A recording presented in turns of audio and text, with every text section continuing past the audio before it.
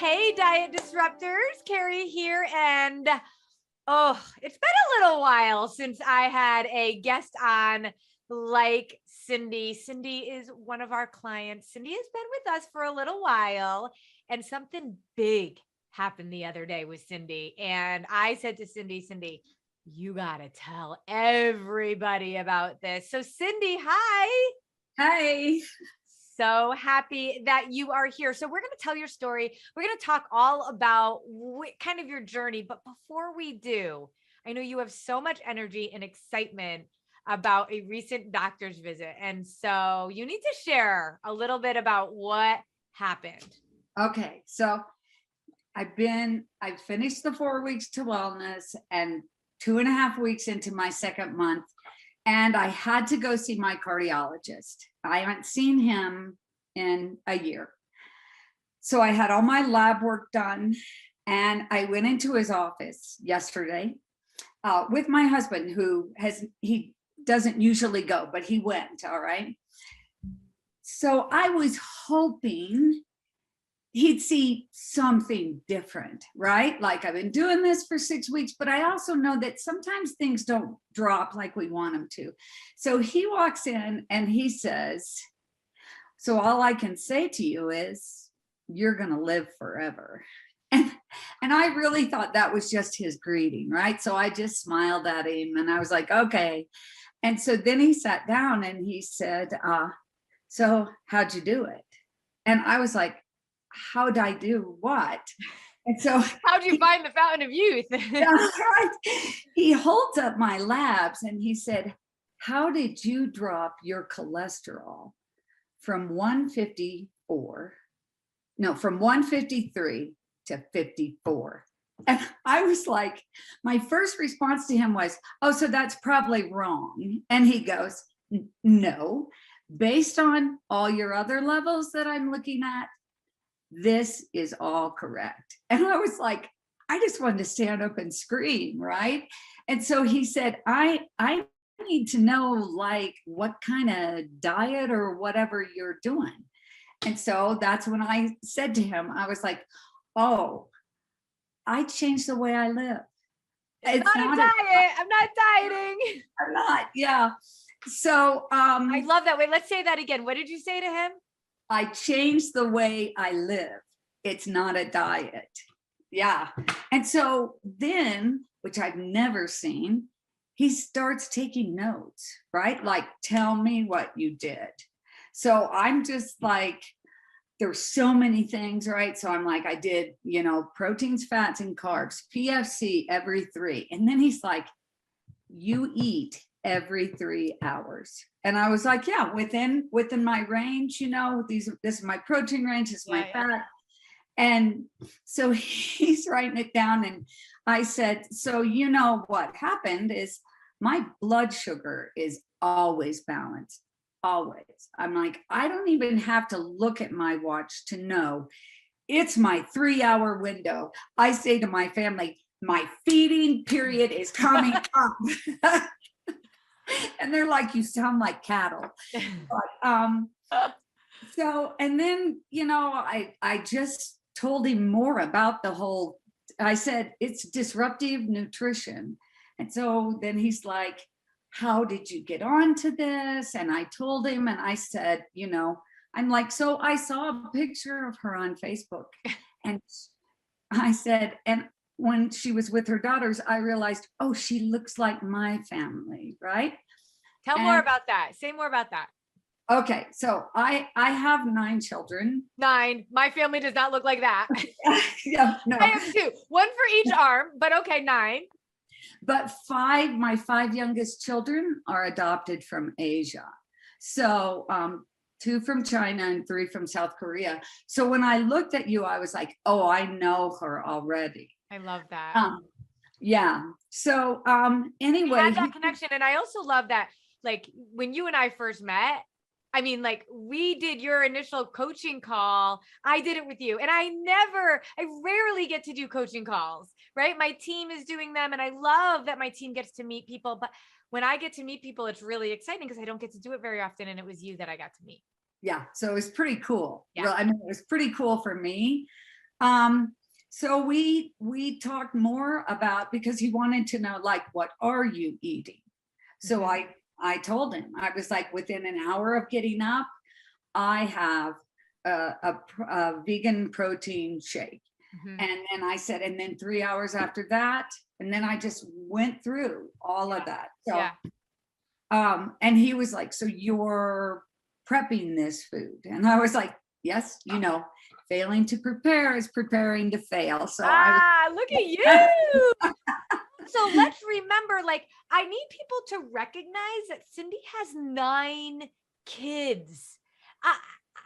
When I hear people are like so busy because of kids and work and all of that stuff, I keep thinking, okay, but Cindy Morrison has 9 of them. And yet, and you are super busy. I mean, you have a million things going on in your life. It's true. Yeah. And it's not like you're spending hours in the kitchen food prepping. No. So it is true. My 9 children are all out of the home. But don't think that because they go to college that it's over. All right. So my daughter and son-in-law live here. One of my sons rents our basement apartment. Right. And he cooks. He cooks for us 3 days a week. He cooks at his job 4 days a week. And then my youngest son is in college and he's 30 minutes away, which means almost every dinner he's up. Okay. And he was a funny guy. When I started this, we had to travel some, he and I. And so we're at this stopping point and I pull out my lunchbox and he looks over and he's like, what are you doing? Right. And then, so he teased me about it for a while. And then on the way back on this trip, I pull out my lunchbox again, right? Because another 3 hours has passed. And he's looking at my chicken and my carrots and my almonds. And he's like, well, the almond thing isn't my bag, but I kind of see what you're doing here. And that was just being super simple. Like, I mean, and we can do recipes, but that was like so fast, grab and go. There's no reason if you're on a road trip or you have 9 kids that you don't have the time to just have the right food in the fridge. You're going grocery shopping anyway. Yeah. And I do have it. I think I told you when we first met that I was clinically depressed when I walked in my kitchen because 4 of my children, 3 who are adopted, 1 who's biological, they have lifetime special needs. And you couldn't tell it to see them, but 2 of them are transfused every month.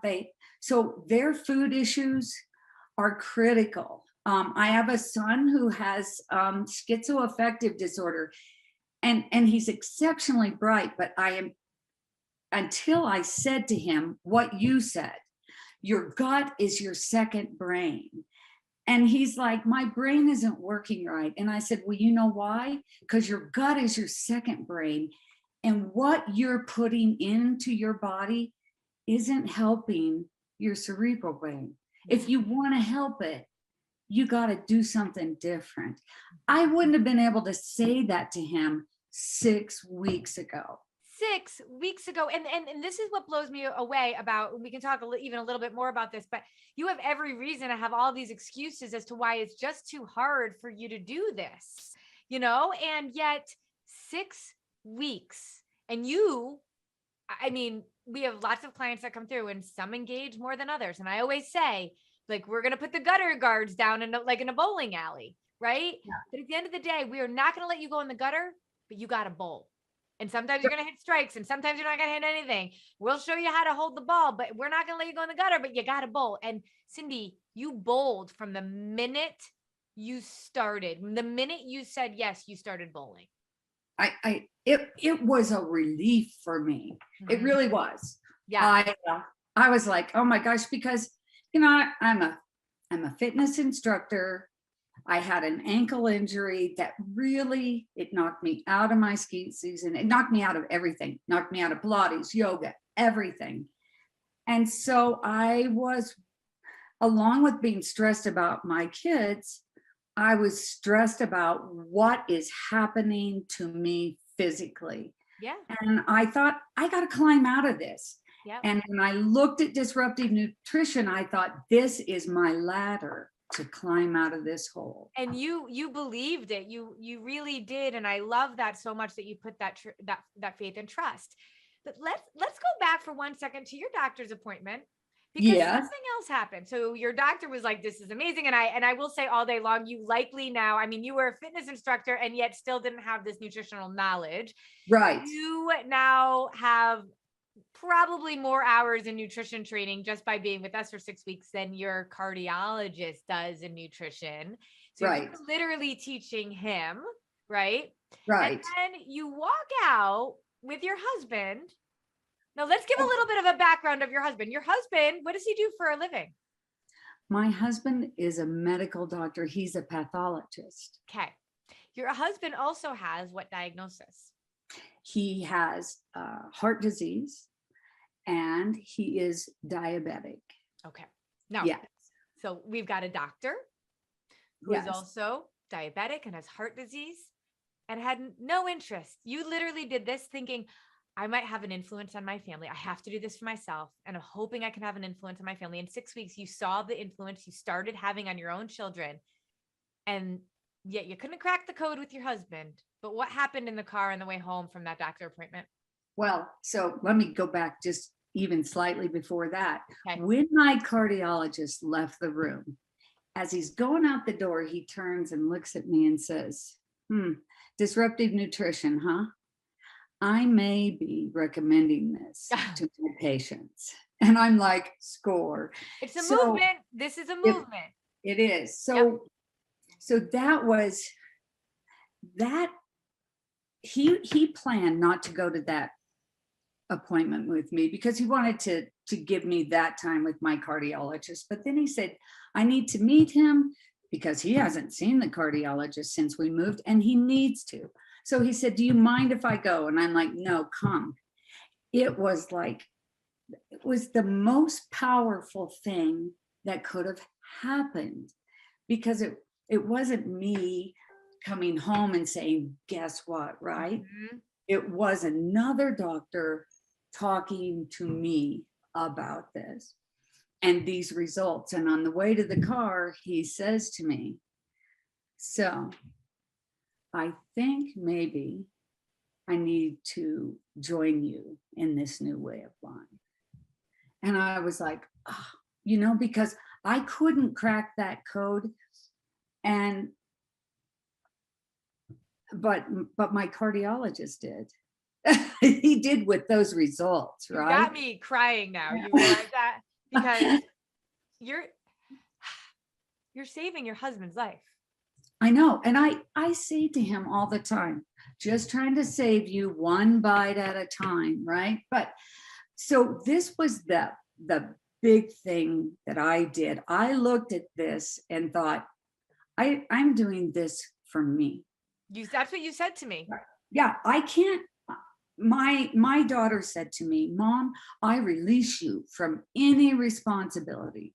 Dad has to make these choices himself, right?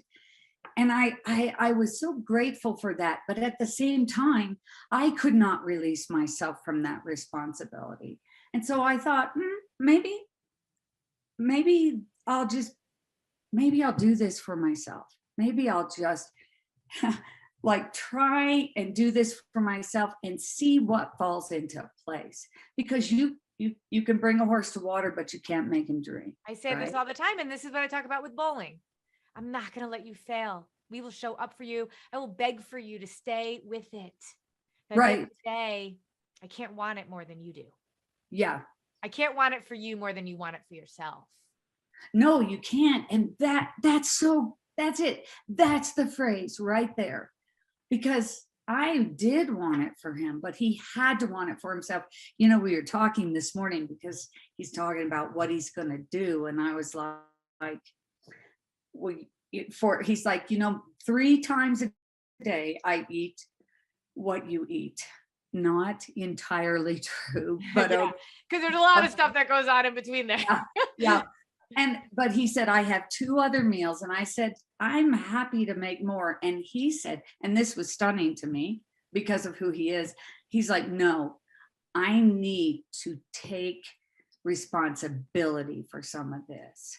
And I'm like, can you imagine, would you ever expect 6 weeks ago that you would have heard this from him?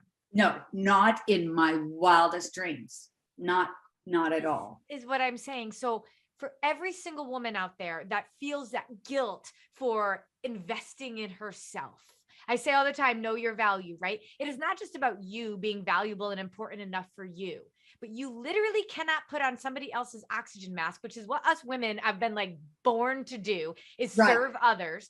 We cannot put on someone else's oxygen mask if we don't put on our own first. If you did not say yes to yourself, you would not be in this place where you are with your kids and your husband. It's true. It's true. I would not. And yet you didn't nail it, like hit him over the head with it. It was simply modeling a behavior that people started asking about, talking about, but they intrinsically had to decide. Right. So and when they see you're not just eating like chicken and broccoli, or that you're not starving yourself on some crazy diet, they're like, maybe I could do that. Mm-hmm. So he asked me this morning when we were discussing, he said, so what was onerous about this? And I was like, there was nothing onerous. And he goes, not true. He said, you had to go without coffee for 28 days. And you told me you started to hate tea, hot tea. So normally I love hot tea, but I also put honey in my hot tea. And so I said to him, I said, that is true.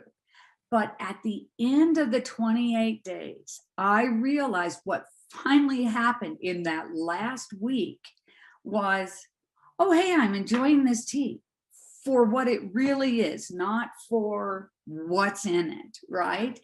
And for the so I said, experience too, right? The moment, the time, the space. And that first month in our overall approach, but that first month where you're really serving your body in such a unique way, it gives you such clarity about what you need, allows you the discipline to say, I know I can do more than I even realized I could do. Don't you think? Yeah, I do. It's crazy because, there were a lot of people. My daughter was like, whoa, the no coffee thing, that'd be a bridge too far for me. And everybody'd be like, are you going to have coffee early? Like, no, I'm doing this. And, talk about the discipline of declining. Yeah. And for all the people freaking out about coffee, don't freak out about coffee. I used to have 5-6 cups a day. I still have coffee. It is just one of the most acidic things we can put in our body. So for 1 month, we are going to serve our body. We get to serve our body. And we're going to say no to something that isn't just for a little while, just to reset ourselves. Right. And you did it. Everybody thinks they can't do it. And then everybody does it. And they're like, oh, I can do hard things. Mm-hmm. I can. Yeah. And, once I gave up coffee and chocolate for Lent, 40 days.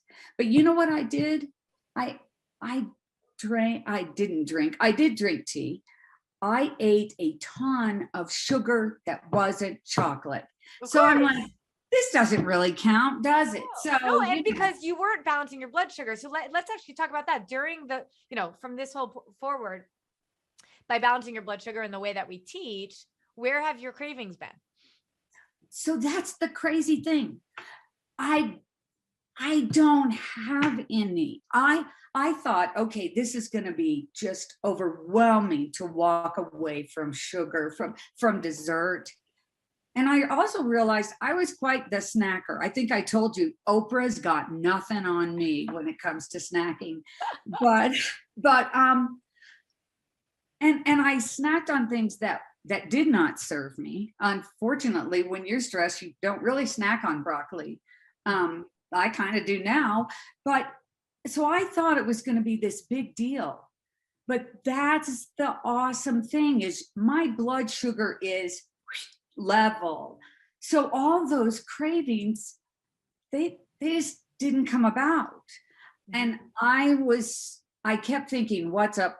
And then, it took me a while to realize, oh, my blood sugar is way stable. There's no highs and lows. That regulates your quality of sleep, your mood, your cravings, your skin, your chance of disease, your brain fog, like literally all the things that are struggle are based on a dysregulated blood sugar. It is. I can remember. So before, right? My before life. You're like 6 weeks ago to now. Yeah.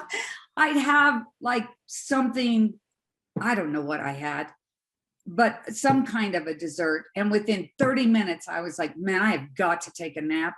And I knew I'm like, I'm crashing. I want to rewind and not do that. And that doesn't happen. I have energy. You know, I told you one of my kids was sick when I started this. So wait, let's actually say that right now. So I want to be real clear and give you all the respect in the world for what you went through. Mm-hmm. You first started working with us. You had some massive stress going on in your life. I did. Massive. One of the more stressful times in your life, right? I would say, man, it was. And my son was in and out of the hospital, and then like they didn't. I always count on a hospital to take care of my kid, right? And he was in North Carolina, and they did not. Mm-hmm. So I was completely stressed.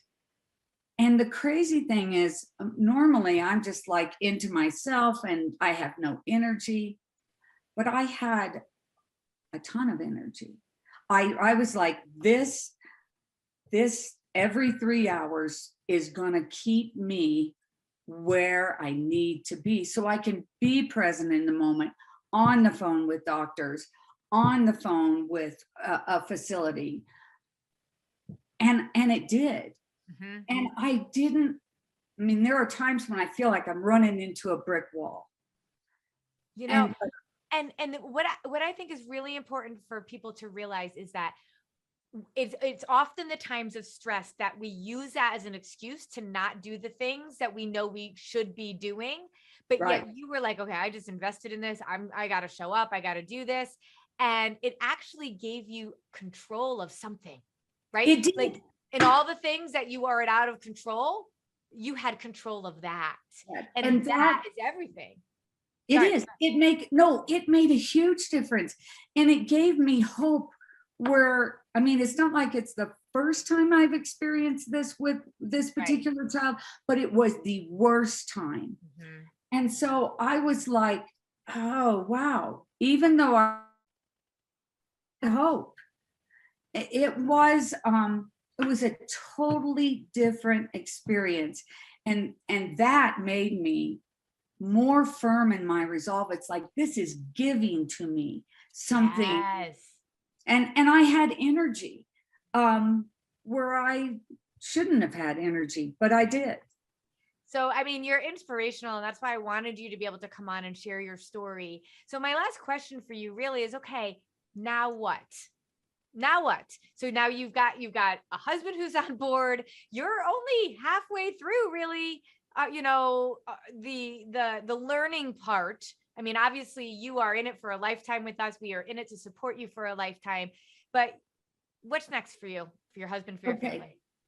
So one of the things I had no clue was going to come up with Disruptive Nutrition was my life skills or the lack thereof, right? When I started month 2 and I started listening to these lessons, I was like, this could powerfully change my life, even more than it already has, because I fail sometimes on the execution. Mm-hmm, mm-hmm. Like I come up to it and sometimes I'm like, I don't see a way out. I'm going to way back off. Right. Mm-hmm. So this was a hugely busy week for me with all kinds of appointments, and I felt overwhelmed. And then I'm like, no, I am sitting down. I am getting all the information ready that I need for all of these appointments. I love it. And today in one of my appointments, the guy said, okay, so you're going to need to have your son's medical records from the age of 22 back. And I'm like, no problem, because I know how to execute, right? And normally I would have been like, are you kidding me? But I was like, oh no, this is a deal. I know how to come up to this door, and instead of backing away, I know how to open it. And I mean, this is like it's mind blowing to me when somebody bowls, even though I know when somebody bowls what's going to happen, but it's so fun to see somebody bowling and seeing what's happening. So, and so one of the things that you said to me when we did our coaching call together a couple weeks ago, last week, I don't even remember anymore. But you said something that was really insightful. I'm going to see if you remember this. I'm going to put you on the spot for this. I do. You came into this, you know what I'm going to say, right? You came into this knowing a lot of stuff. You read a lot of stuff. You research a lot of stuff. You still had like your mind blown with everything. But what I appreciate about you so much is that you knew a lot coming in, but you did something because you heard a quote about how to come into something like this. Tell me what you learned. Okay. So my husband and I were listening to this, this information on your brain and how to learn and how to really learn. Mm-hmm. And he said, the first thing you need to do when you learn something is to forget. And then he just stopped, and I was like, this is weird. And he said, sounds weird, doesn't it? and he said, you have to open your mind. You have to forget everything you think you know, so that you can open your mind to what you need to know. And that was powerful, because it was that first week and things were crazy. And I remember thinking to myself, I know enough about nutrition. Why am I doing this? And when I heard that, I was like, I don't know squat. I got a nutritional cert. Right. But nothing like this. And I'm like, wow, that was interesting. And so I did. That quote came up right when you were starting. I love when like God works his ways like that. No joke. It was so powerful. And it allowed me to say, here I am. I'm your sponge. Yep. And for your husband of all appointments to come with you to, he came with you to this one on this day when this happened. Yeah, it could not have been a better time, a better moment. It's one of those things. I had a friend who was in crisis, and she's like, how is it that you keep thinking there's a God? And I'm like, there are times when I think he doesn't hear me, but there are too many times in my life where things happen that I could never have orchestrated them. Exactly. And yeah. Yep. I amen, sister. I totally agree with you. I love that. So, I mean, if people are getting that inspiration from this, put that down in the comments. Tell us how Cindy's story is really inspiring you, and then take that step. Book a call with us, because you might get me on the phone. You never know, but you'll get who you should get, regardless of what you decide afterwards. Sometimes just talking through it with somebody, your experiences, your story, where you are, where you want to be, sheds light on whatever that next step needs to be for you. Wouldn't you agree? I would. And I do want to say, my coach, Shannon Robinson, she's just another amazing part of this. And I didn't know what the coaching aspect would bring, but she is like, when I talked to her once about, well, I had a yellow light meal and a yellow light meal because of, that's how it worked out. And so she's making me go over these, and she's like, you were still PFC. You weren't perfect, but you're consistent. And she's like, tell me why, always tell me why you think this way. And then she brings out what I did right. And she's like, you got to focus on the positive, right? You got to focus on that. And she is able to bring that positive to me in times when I don't see it. I love that. Shannon is a special soul. I mean, how lucky am I that I have all of these coaches that are so darn incredible, huh? Oh, no joke. Yeah. Yeah, Mhm. it's pretty awesome. Well, Cindy, I couldn't be more grateful that in the midst of your chaos, stress, and just insane life that you got going on, and it's a good, it's amazing, it's beautiful, and it's crazy that you trusted us, but also that you said, yeah. I mean, I texted you, I'm like, yeah, I need you to come on the podcast. You're like, all right, I'm there. And I just appreciate you so much, because this is important, not just for you and not even just for your family, but for everybody out there. And we have a mission and a movement to be able to bring to people. So you're part of it. You're part of it, girl. Well, thanks for bringing me on board, right? So I love it. I love it. So you guys, send Cindy your love. Tell her how her story is connecting with you, what it's making you think about, what's making you think about for your next steps. And Cindy, we'll be listening. We want to hear what's going on with Dr. Morrison and all the other things, your kids, yourself, and all of that. So thank you, my friend. And I love that I can call you that, even though it's only been less than 2 months that we've known each other. I know. Yeah. Thank you so much. I can't thank you enough. Talk soon. Bye. Bye.